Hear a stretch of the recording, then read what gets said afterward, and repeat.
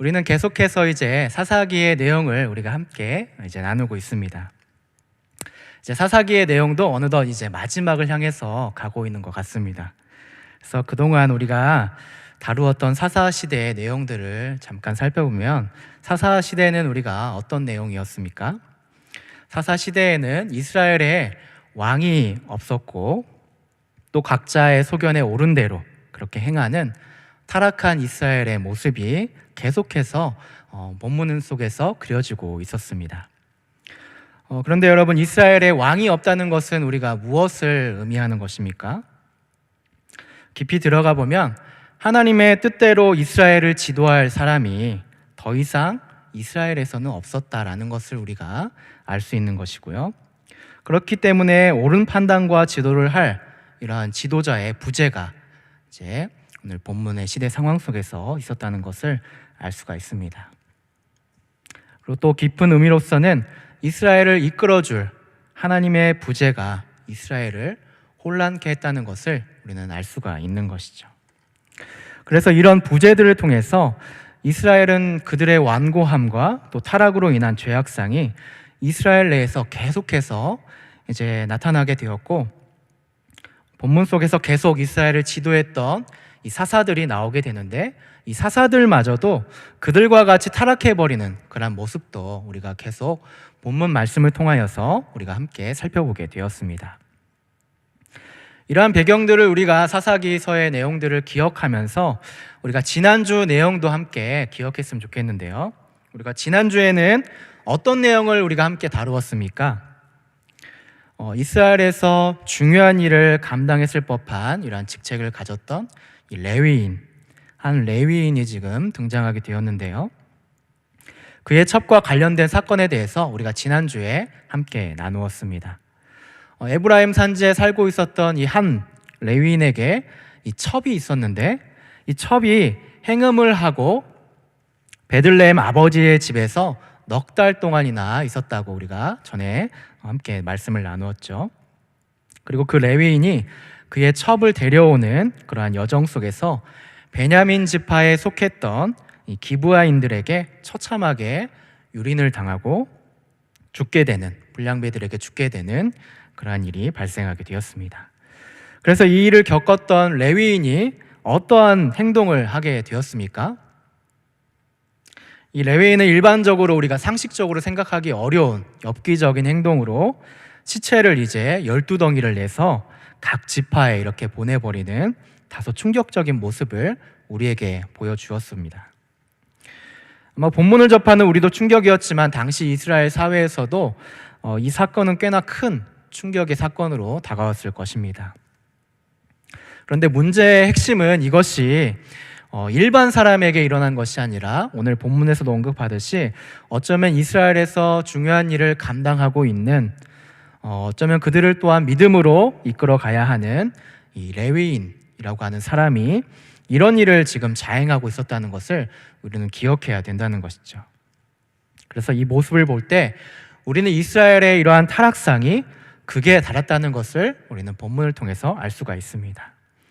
이스라엘의 믿음의 지도자가 없고 또 자기 소견에 옳은 도로 행하는 사람들의 모습이 어떠한 과정과 또 결과를 보여주는지 이렇게 알려주고 있었다는 것이죠. 자, 오늘 본문에서 다루겠지만 이제 이 일은 한 레위인 그리고 한 개인의 사건으로만 이제는 끝나지는 않고, 이제는 개인에서 이제 집단으로 번지고 있는 모습들을 우리가 함께 살펴볼 것입니다. 우리는 오늘 한 개인의 잘못된 이러한 소견과 또 판단이 어떻게 진행되고 또 어떠한 결말을 맺게 되었는지 살펴보면서 우리가 생각해 보아야 될 이러한 교훈들을 함께 찾아보고 고민해보는 그런 시간을 가지면 좋겠습니다. 자, 우리 나눠드린 유인물을 보게 되시면은 본문은 크게 세 단락으로 제가 이렇게 나눠 보았는데요. 워낙 이제 절이 길어서 그냥 간단하게 세 단락으로 나누어 보았습니다.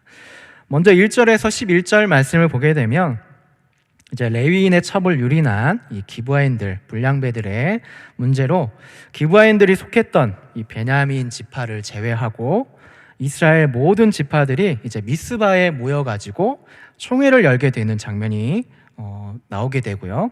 또 이러한 레위인의 증언을 통해서 이 베냐민 지파를 징계하려고 하는 그런 장면이 1절부터 11절까지 그려지고 있습니다. 그리고 본문 12절부터 28절까지는 이제 악행을 저지르는 이 기브아인들을 벌하기 위해서 이제 이스라엘 연합군들이 그들에게 그 불량배들을 우리에게 넘겨주라, 우리가 그들을 징계하고 처벌하겠다라고 이렇게 요청을 했지만 그들을 넘겨주지 않는 베냐민 지파가 기록되어져 있고, 그래서 결국에는 지파끼리 내전을 벌이는, 전쟁을 벌이는 그런 모습이 그려지게 됩니다. 자, 마지막 29절에서 48절까지의 내용을 보게 되면 이제 이스라엘 연합군이 베냐민 지파에게 이제 두 번의 패배를 당하게 된 다음에 이제 하나님께 다시 마음을 정결하게 하고 하나님께 간절한 마음으로 아뢰는 모습이 나오게 되고요. 그로 인하여서 하나님의 약속대로 이제 이스라엘 연합군이 승리하게 되고 전쟁에서 지게 된 베냐민 지파가 몰락하는 장면과 그들의 어떠한 몰락하는 여러 가지의 내용들이 이제 본문 속에서 기록되어져 있습니다. 자, 그러면 이 세 단락을 기억하면서 이제 좀 더 세부적으로 우리가 한번 말씀을 살펴보도록 하겠습니다. 자, 먼저 1절을 보면 이제 레위인의 상황을 듣게 된 이제 모든 이스라엘 자손들이 지금 어떤 행동을 하고 있는 것을 보게 됩니까? 오늘 1절 말씀을 보게 되면 단에서부터 이제 부엘세바까지와 길르앗 땅에서 나와서 일제히 미스바에 모였다. 미스바에서 여호와 앞에 모였다라고 이렇게 지금 기록해주고 있습니다. 이 단에서부터 부엘세바까지는 가나안 땅에서 최북단에서 최남단까지를 이렇게 지칭하고 있었고, 또 길르앗 땅이라고 하는 곳은 이제 요단 동편에 르우벤, 갓, 므낫세 지파가 이렇게 거주하고 있는 그러한 땅을 우리가 지칭하는 것인데, 본문 1절에서 이렇게 여러 지명들을 지금 상세하게 표현하고 있는 이유는 지금 이스라엘에 거주하고 있는 모든 이스라엘을 상징하기 위해서 이 사사기 저자가 이렇게 상세하게 지금 표현을 해주고 있는 것이죠. 그래서 모든 지파들이 지금 이제 미스바에서 총회로 함께 모이게 되었는데, 자, 2절을 말씀 함께 볼까요? 2절. 우리 2절 말씀을 같이 한번 읽어볼까요? 2절 말씀. 자, 시작.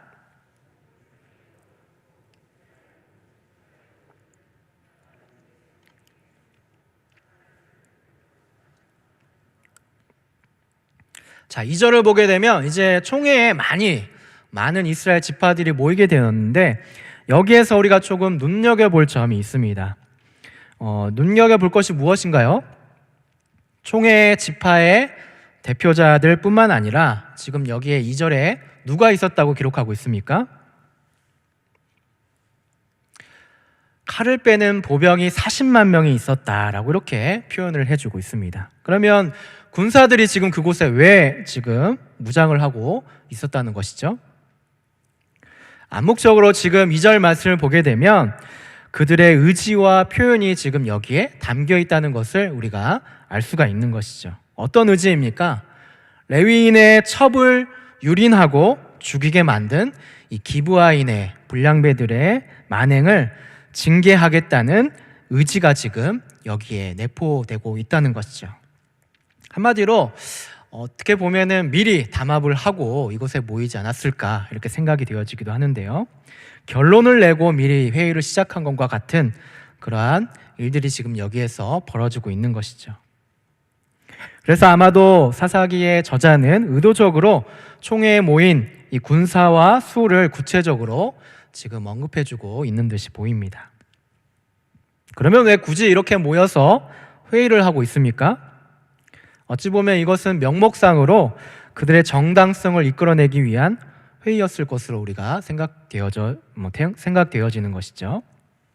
먼저는 군사들을 그곳에 배치한 것도 이유겠지만 지금 그들이 하고 있는 이 총회에는 지금 누가 없다는 것을 우리가 생각해 보아야 된다면 바로 베냐민 지파만 빼고 지금 총회를 진행하고 있다는 것을 우리가 생각해 보아야 된다는 것이죠. 그래서 3절 말씀을 보게 되면 그들이 미스바에 올라갔다는 것을, 모여 있다는 것을 베냐민 자손이 들었다라고 이렇게 이야기하고 있는데요. 결국에는 그들이 듣기만 했을 뿐 그곳에는 없었다는 것을 언급해 주는 것이죠. 결국에는 많은 이스라엘 지파들이 한꺼번에 모여서 그들을 응징하려고 하는, 베냐민 지파 기브아인들을 응징하려고 하는 의지는 우리가 참 높이 평가할 만하지만, 한 공동체 내에서 이렇게 동족의 죄를 안타까워 여기고 바로잡지 않고 그저 징계에만 집중하고 있는 이 이스라엘의 모습이 참 안타깝다라는 생각을 가지게 되는 것이죠. 그래서 왕이 없는 시대, 각자의 소견대로 판단하는 그 시대 가운데 이스라엘은 지금 어떤 모습으로 지금 이렇게 보이고 있습니까? 형제를 사랑하고 세워주려는 그러한 공동체의 모습보다는 그것을 상실해 가고 있는 그런 모습을 보여주고 있는 것이죠. 사랑하는 우리 성도 여러분, 우리도 그렇지 않습니까? 우리의 가정과 사회와 이웃에게 어떠한 긍정적인 모습, 또 사랑하는 모습, 또 높이고 섬겨주는 그러한 모습이 우리 가운데 있어야 된다라고 이렇게 늘 우리 삶에서 이야기를 하고 있지만, 우리도 때로는 누군가를 비판하거나 또 깎아내리는 그런 행동을 우리 또한도 하고 있지는 않습니까? 우리는 본문을 통해서 결코 우리도 다르지 않다는 것을 깨닫게 되는 것이죠. 무엇보다도 우리는 다른 이들을 비판하며 말할 때 어떻습니까? 오늘 이스라엘 연합군들처럼 당사자를 놓고 이야기하는 것이 아니라 당사자를 조금 빼놓고 그들이 없는 곳에서 이야기를 할 때가 참 많다는 것이죠.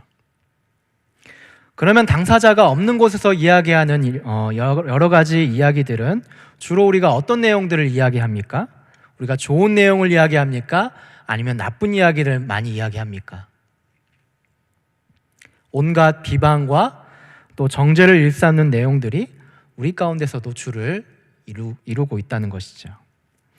지난 금요 기도회에서 우리가 설교 말씀을 들었듯이 육체적으로 우리가 살인을 저지르는 것이 살인이 죄가 아니라, 그것뿐만 아니라 형제를 미워하고 사랑하지 않는 것도 살인을 저지르는 것이다 라고 이렇게 우리가 지난 금요일에 우리가 말씀을 통해서 배웠습니다. 그럼 우리의 삶에서도 나와 다르다고 해서, 나와 또는 맞지 않다고 해서, 또는 잘못을 저지르고 있다고 해서 비방하고 비판하고 때로는 복수하는 것이 아니라, 우리는 이제는 주님 안에서 한 형제요 또 성도이기 때문에 그것을 기억하고 그들을 다시 세워주고 이끌어 나갈 수 있도록 해야 되는 것이 우리의 모습이라는 것이죠. 그러나 사실 그게 참 쉽지 않다는 것을 우리 삶에서 경험하게 됩니다. 왜냐하면 막상 우리가 그 삶의 문제에서 직면하게 되면 그러한 일들을 하지 못하게 될 때가 참 많이 있다는 것이죠. 직장에서 나를 힘들게 하는 상사를 만나게 될 때 어떻습니까? 또 나에게 부당한 일을 권유하고 있는 상사를 보면 어떻습니까? 정말 분노가 일어나고 한 대 때려주고 싶고 복수를 꿈꾸기도 하죠. 또 가정에서는 어떻습니까? 내 남편이나 내 아내나 내 자식들이 말을 듣지 않고 내 의지와 다른 모습들을 이렇게 하게 될 때 답답해서 한숨과 또 때로는 분노와 여러 감정들이 터져 나올 때가 참 많이 있다는 것이죠. 그러나 어떻습니까? 오늘 본문 말씀을 보게 되면 우리의 감정과 또 우리의 분노에 섞인 결정들은 오늘 이스라엘 연합군들처럼 서로를 이렇게 분열시키고 잘못된 길을 걸어가게 한다는 것을 우리는 기억해야 된다는 것이죠.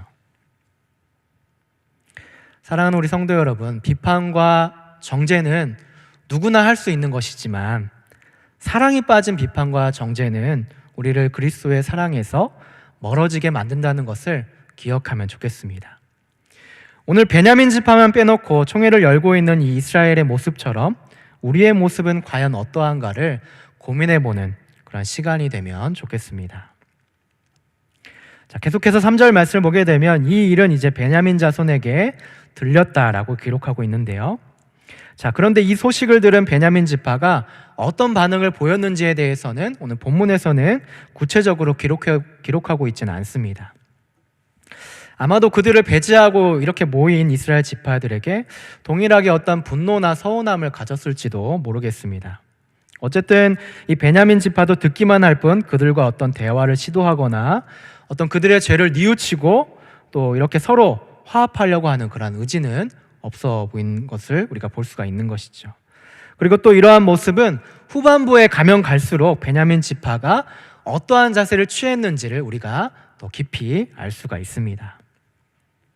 자, 한편 총회에 모였던 이스라엘 지파들은 이제 레위인을 불러서 그들에게 그동안 어떤 일이 있었는지 다시 한번 소상하게 그 일을 증언하라라고 이렇게 말을 하고 있는데, 레위인이 지금 어떻게 말을 하고 있습니까?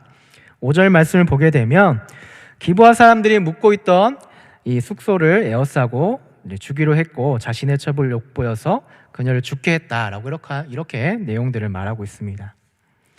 근데 우리는 이 답변에서 앞에 19장의 내용과 조금 다른 면을 발견할 수가 있는데, 본문을 자세히 보면 이제 앞에 19장 22절 말씀에서는 그 성읍의 불량배가 그랬다라고 이렇게 언급하고 있는 반면에 여기에서 레위인은 그들을 기브아 사람들이라고만 이렇게 언급을 하면서 그들의 대상이 지금 무리가 아니라 전체, 기브아 전체인 것처럼 지금 진술을 하고 있다는 것을 우리가 볼 수가 있는 것이죠. 사실 우리가 그 성읍의 불량배들이 레위인의 첩을 욕보이고 또 그들 때문에 그녀가 죽은 것은 맞는 말입니다. 그런데 자신의 첩이 이렇게 집 밖으로 끌려 나와서 능욕을 당하고 있을 때 레위인은 19장에서 어떻게 하고 있었습니까? 그 상황을 레위인이 해결하려고 하는 것이 아니라 방치하고 또 첩이 당할 때까지 아무 일도 하지 않는 그런 모습을 우리가 앞장에서 발견했다는 것이죠. 그렇기 때문에 그녀가 죽을 때까지 살피고 돌보지 않은 책임이 분명 레위인에게도 있었다는 것을 우리는 알고 있습니다. 그러나 오늘 본문에서 증언을 하고 있는 레위인의 모습을 보면 그 부분은 지금 말을 하지 않고 모든 책임 전가를 지금 기브아 사람들에게 돌리고 있다는 것이죠. 더 나아가서 레위인은 어떤 일을 저질렀습니까? 자신의 첩을 직접 조각내어서 사방으로 보내는 끔찍한 일을 저질렀다는 것을 우리는 알고 있는 것이죠. 그런데 이렇게 기브아 사람들의 죄악상과 문제들만 지금 폭로하면서 자신의 정당성을 지금 주장하고 있는 것입니다. 우리는 이것을 해결하고 진행하고 있는 이스라엘의 모습을 계속해서 지켜보게 되면서 그들이 얼마나 타락을 했고 또 영적인 분별력이 상실했는지를 우리는 말씀을 통해서 알 수 있습니다. 이 사건의 정당성을 위해서 자신의 첩을 이렇게 12덩이로 조각낸 그러한 레위인의 모습과 한쪽 말만을 듣고 지금 회의를 주관하고 있는 이스라엘 모든 지파들의 모습, 그리고 이스라엘은 더 이상 이런 하나님의 말씀과 뜻이 그들의 삶을 지배하고 있는 모습이 아니었다는 것을 우리는 본문을 통해서 계속해서 살펴보게 되는 것이죠. 7절 말씀을 보게 되면 레위인은 그들에게 이제 이렇게 이야기합니다. 당장 이 일에 대해서 의견과 방책을 내라고 이렇게 그들을 압박하고 있습니다. 어떻게 보면 살인을 저지른 일이었기 때문에 좀 더 심사숙고하면서 이 일의 증언들을 살피고 불러서 사건의 진상들을 조사하는 것이 맞는 것입니다. 그런데 지금 어떤 반응을 보이고 있습니까?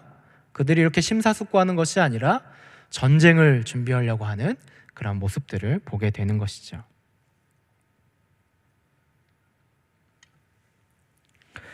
그러면 우리도 가끔씩 이런 일들을 겪을 때가 있죠. 사람을 모함하고 또 선동해서 피해를 주고 또 때로는 왕따를 시켜서 사회에서 매장시키는 일들이 여전히 우리 사회에서도 동일하게 일어나고 있다는 것을 보게 됩니다. 그렇다고 한다면 왜 이러한 일들이 성경시대나 오늘날 우리의 시대에서도 여전히 우리 가운데 지금 일어나고 있습니까?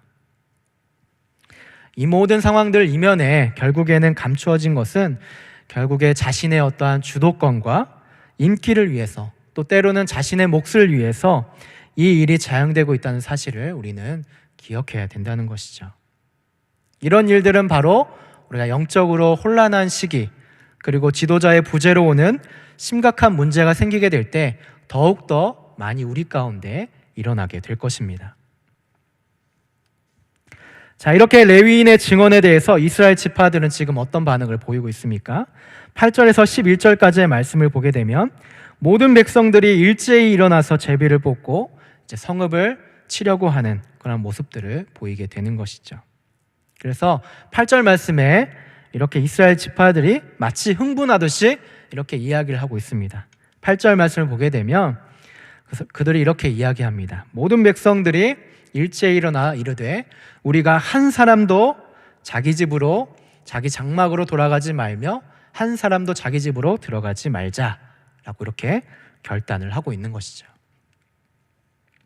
자신들의 결심이 얼마나 확고한지를 보여주는 장면이 8절에 이렇게 기록되어져 있습니다. 아마도 우리가 우리의 가족이나 가까운 지인이나 이웃들이 이런 일들을 겪었다면 우리도 아마 이렇게 격분하고 이 일을 행한 사람들을 가만히 두지는 않았을 것입니다. 그러나 우리는 오늘 본문을 살펴보면서 그리스도인으로서 이 모습이 과연 어떠한지를 생각해보는 시간이 되면 좋을 것 같습니다.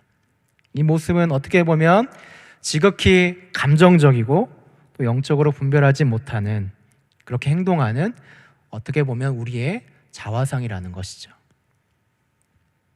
하나님이 없는, 또 각자의 소견에 옳은 대로 행하는 그러한 모습이 우리의 모습이라는 것을 보여주고 있습니다. 자, 그렇다고 한다면 만약 우리가 그리스도인이라고 한다면, 하나님을 믿는 사람이라고 한다면, 믿음의 성도라면 과연 이 일들을 우리가 겪게 되었을 때 어떻게 생각을 하고 또 어떻게 행동을 해야 할까요? 가장 중요한 것은 그 일이 마치 내 일인 것처럼, 내 일인 것처럼 먼저 책임의식을 우리가 느끼게 되어야 되고요. 공동체가 다시 하나 될 수 있도록 해야 되는 것이 우리가 믿음의 성도로서 해야 될 일이라는 것이죠. 그래서 분열이 아니라 화합하는 것이 우리 그리스도인의 모습이라는 것입니다. 죄에 대해서는 우리가 분명한 인식과 처벌이 있어야 하지만 그들의 아픔을 안고 회개하고 하나님 안에서 하나 되고 그 뜻을 발견할 수 있는 해결책을 우리가 찾아야 된다는 것이죠. 그러나 이스라엘 지파들은 지금 어떻게 행동을 하고 있습니까? 감정적으로 흥분해서 아무도 자기 장막으로 돌아가지 말고 이 일을 우리가 해결하자라고 이렇게 격분하고 있는 모습을 보게 되는 것이죠.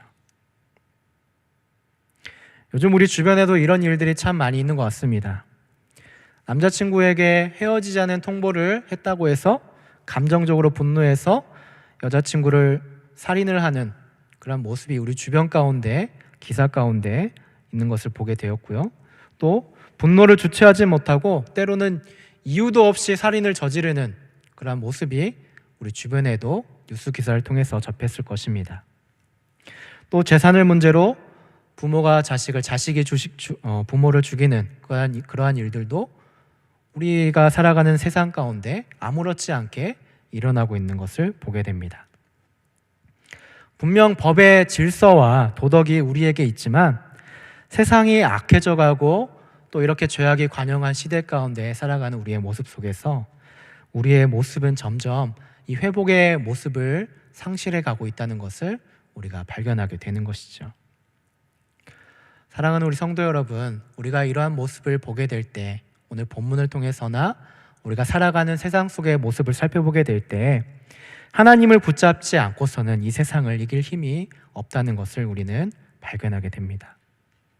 이 세상을 대처해 나갈 지혜와 능력이 없다는 것을, 하나님이 없이는 없다는 것을 우리가 깨닫게 되는 것이죠. 우리는 문제 속에서만 파묻혀서 오늘 이스라엘 백성들처럼 진리이신 하나님의 뜻을 발견하지 못하는 이러한 오류를 범하지 않도록 반드시 우리는 말씀과 또는 기도 속에서 그 해답을 찾는 우리 모든 성도들이 되었으면 좋겠습니다. 자, 이제 12절 말씀부터 보게 되면 베냐민 지파를 치려고 성읍에 모인 이스라엘 지파 군사들이 베냐민 지파에게 이제 이렇게 요구를 하고 있습니다. 기브아의 이런 악행들을 설명하면서 이제는 그 불량배들을 우리에게 넘겨주라. 그들을 우리가 죽임으로써 이스라엘 중에서 우리가 악을 제거해 버리자라고 이렇게 이야기를 하고 있습니다. 이들이 이렇게 요구하듯이 제안을 하듯이 그 기부의 불량배들은 분명한 죄를 저질렀기 때문에 마땅히 이렇게 벌을 받아야 했고, 이 제안을 베냐민 사람들이 수용을 해야만 했습니다. 그러나 베냐민 지파는 지금 어떻게 대응을 하고 있습니까? 13절 말씀을 보게 되면 이렇게 기록하고 있죠. 베냐민 자손이 그들의 형제 이스라엘 자손의 말을 듣지 아니했다라고 이렇게 이야기하고 있습니다. 사사기 저자는 본문에서 특별히 그들의 형제라는 말을 부각을 시키고 있습니다. 그 말은 무슨 말입니까? 그들이 한 공동체요 성도이고 형제이기 때문에 결코 싸울 대상이 아니었지만 결국 서로 대적하게 되는 모습으로 나아가게 됐다는 것을 우리에게 설명해 주고 있는 것이죠. 그래서 14절 말씀을 이렇게 기록하고 있습니다. 도리어 성읍들로부터 기브하에 모이고 나가서 이스라엘 자손과 싸우고자 아니라라고 이렇게 그들이 이야기하고 있는 것이죠. 어떻게 보면 베냐민 지파의 죄는 상식적으로 너무 명확하게 드러난 죄였다는 것을 우리가 알 수가 있습니다. 그러나 어찌된 영문인지 이 베냐민 지파는 그들을 감싸고 사과와 회개 대신에 전쟁을 선택을 하고 있는 것이죠. 우리는 한 개인의 문제가 이렇게 집단으로 변하게 되면서 그 죄가 이렇게 점점 커지게 돼서 죄가 눈덩이처럼 불어나고 있는 것을 보게 됩니다. 이제 이 전쟁은 피할 수가 없게 되었고, 앞서 이스라엘 지파들은 이제 40만 명에 이르는 군사들을 이곳에 배치하게 되는 모습을 보게 되는 것이죠. 자, 그런데 베냐민 지파는 군사가 지금 몇 명이라고 오늘 말씀에 기록되고 있습니까? 15절 말씀을 보게 되면 칼을 빼는 자 2만 6천 명과 또 기브아 주민 중 택한 자가 이제 700명이 있었다라고 이렇게 이야기를 하고 있는데요. 그러면 이제 이스라엘 연합군은 40만 명이 있었고, 또 베냐민 지파는 2만 6천 명의 사람이 있었는데, 이제 이 둘과의 전쟁이 이제 시작하게 됐다는 것이죠. 자, 그런데 수치상으로만 봐도 우리가 누가 이길지는 객관적으로 판단하면 아시겠지만 답이 나와져 있습니다. 자, 그렇지만 결과가 지금 어떻게 나타나고 있는지 다음 절들을 통해서 우리가 보게 되는데요. 21절을 보게 되면 어떻게 지금 기록하고 있습니까? 이스라엘 사람 2만 2천 명이 죽게 되었다라고 이렇게 기록하고 있고요. 두 번째 전쟁에서도 보게 되면 1만 8천 명이 이스라엘 연합군이 죽게 되었다라고 이렇게 기록을 하고 있습니다. 자, 40만 명이나 이렇게 가지고 있는 군사들을 가지고 있는 이스라엘의 연합군이 어떻게 수적 우위에 있었음에도 불구하고 어째서 베냐민 지파 하나를 이렇게 이겨내지 못하고 있는 상황을 보게 되는 것일까요? 여기에 대해서 학자들은 이제 기브아 성읍이 이제 고지대에 있었기 때문에 공격해 들어오는 이러한 적군들을 방어하기에 제형적 특성이 아주 좋았다라고 이렇게 이야기하기도 합니다. 그러나 우리는 본문을 통해서 이스라엘 연합군이 왜 패배할 수밖에 없었는지를 우리가 알게 됩니다. 그것이 무엇이었을까요?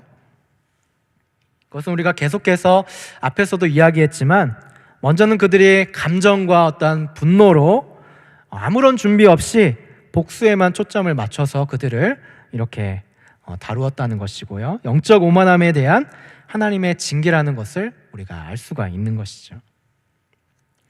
아마도 이스라엘은 우리가 생각하듯이 외적으로는 수적 우세만을 우리가 믿고 크게 준비하지 않고 나갔을 것이라고 생각이 되어집니다. 왜냐하면 눈에 보기에도 당연히 이길 것이라고 생각했을 것이기 때문인 것이죠. 그런데 이런 결과는 이스라엘 연합군들에게 어떠한 모습을 만들게 되었습니까? 그들의 교만이 겸손으로 바뀌게 되는 그런 모습으로 바뀌게 되었다는 것을 알려주고 있는 것이죠. 그래서 이제는 어떻게 하게 됩니까? 두 번의 패배 이후에 이스라엘이 보이는 모습은 어떻습니까? 그들의 방법이 아니라 이제는 울면서 하나님께 기도하고 예배드리는 그러한 장면들이 우리에게 보이고 있습니다. 우리도 어떠한 일을 할 때 이렇게 반응할 때가 있습니다. 내 의지대로, 내 생각대로 먼저 미리 판단하고 진행하고 할 수 있을 거라는 그러한 생각들을 하면서 일을 추진할 때가 참 많이 있다는 것이죠. 그래서 이렇게 하면은 할 수 있을 거야 라고 이렇게 먼저 머릿속에서 판단이 되어지고 그 일들을 진행해 보곤 합니다. 그러나 예상치 못한 난관을 만나게 되면 어떻게 되나요? 그 좌절과 패배를 경험하게 되면서 고자세였다가 이제 다시 저자세로 되면서 그때서야 이제 우리가 하나님께 매달릴 때가 참 많이 있다는 것이죠. 이스라엘 백성들도 이 두 번의 패배 이후에야 비로소 자신들의 어리석음을 그들이 깨닫고 이제는 방법을 달리하고 있다는 것을 보여주고 있는 것이죠. 그래서 26절과 27절 말씀에 어떻게 준비했다고 이야기를 하고 있습니까? 먼저 모든 백성이 베델에 올라가서 거기서 무엇을 합니까? 울며 여호와 앞에서 앉아 그날이 저물도록 금식하고 번제와 화목제를 여호와 앞에 드리고 묵게 되었다라고 이렇게 기록해 주고 있습니다. 앞에 두 번의 방법과는 너무나도 다른 그런 방법을 지금 하고 있는 것이죠. 이것이 바로 오늘 성경에서 이야기하고 있는 이스라엘이 살아갈 수 있는 방법이었고 오늘 본문이 우리에게 가르쳐주는 가장 핵심적인 내용이 아닐까 생각이 되어집니다. 자, 이스라엘이 이렇게 묵고 진행하게 될 때 어떻게 이제 바뀌게 되었습니까? 29절 말씀을 보게 되면 군사적으로 매복하게 되어서 전략을 세우게 되었고 이제 여러 가지 기브야에 맞서게 싸우게 되어서 그 모든 사람들을 죽이게 되는 그런 모습들을 보이게 되는 것이죠. 사랑하는 우리 성도 여러분, 우리도 어떤 일을 할 때 내 생각, 내 의지, 눈으로 보이는 것들을 생각하면서 이렇게 할 거야 라고 생각하면서 의지를 하면서 살아가지만 잘 되는 것 같지만 결국에는 우리가 패배하게 되고 또 하나님의 뜻이 아닌 것을 우리가 발견했다가 있다는 것을 우리는 기억하기를 원합니다. 그리스도인들은 일의 순서가 달라야 합니다. 어떻게 달라야 합니까? 세상적인 방법이 아니라 내 의지, 내 뜻이 아니라 오늘 본문의 사사기 저자가 우리에게 가르쳐 주는 것처럼 하나님 앞에 앉아서 날이 저물도록 금식을 하면서 예배를 하는 것만이 우리가 살 수 있는 비결이고 승리하는 삶을 살아간다는 것을 기억했으면 좋겠습니다. 자, 본문 45절 이후부터는 이제 전쟁이 어떻게 마무리되었는지를 우리에게 설명해 주고 있습니다. 이스라엘 군대는 매복 전략 이후에 이제 승승장구하여서 베냐민 군사들을 이제 계속해서 진멸해 나가기 시작합니다. 그래서 림몬바이로 도망가려는 잔당들까지 쫓아가서 5천 명을 죽였다라고 이렇게 기록하고 있고요. 기돔까지 도망친 자들을 쫓아가서 또 2천 명을 죽였다라고 이렇게 기록해 주고 있습니다. 그런데 이스라엘 연합군은 여기서 끝나지 않습니다. 마지막 본문 48절 말씀을 보게 되면 이렇게 기록해 주고 있죠. 이스라엘 사람이 베냐민 자손에게로 돌아와서 온 성읍과 가축과 만나는 자를 다 칼날로 치고 닥치는 성읍은 모두 다 불살랐더라 라고 이렇게 기록해 주고 있습니다. 이 구절이 이야기하고 있는 것은 무엇입니까? 여전히 이스라엘은 그들이 형제이고 동료라는 사실을 잊어버리고 잔인하게 어떤 복수심에 불타서 학살하고 있는 모습을 여전히 보여주고 있는 것이죠. 이 모습을 보면 여전히 하나님께로 온전히 돌이키지 못하고 인간의 방법과 또 자기 소견에 옳은 대로 행동하는 자들의 그러한 모습이 어떻게 나타나고 있는지 계속해서 우리에게 보여주고 있는데요. 이 장면을 보면서 우리는 이런 생각을 해보게 됩니다.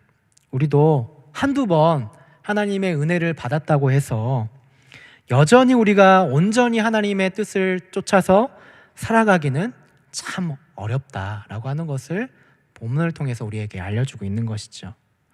두 번의 패배 이후에 하나님께 온전히 붙들면서 살아가려고 하는 그런 모습을 보였지만 전쟁 이후에 승리하게 되는 이스라엘의 모습은 또 이렇게 악행을 저지르고 있는 모습이었다는 것을 보게 될 때 여전히 우리는 삶 속에서 무너지고 완악한 모습이 우리에게 있다는 것을 발견하게 되는 것이죠.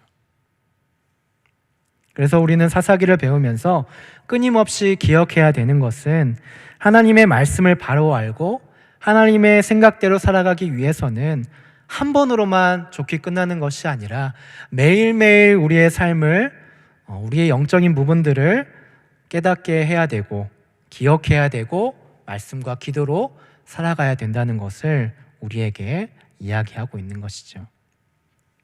그래서 우리가 하루하루 생활하면서 많은 문제들을 부딪히게 될 때 우리가 한번 이렇게 생각하면 좋을 것 같습니다.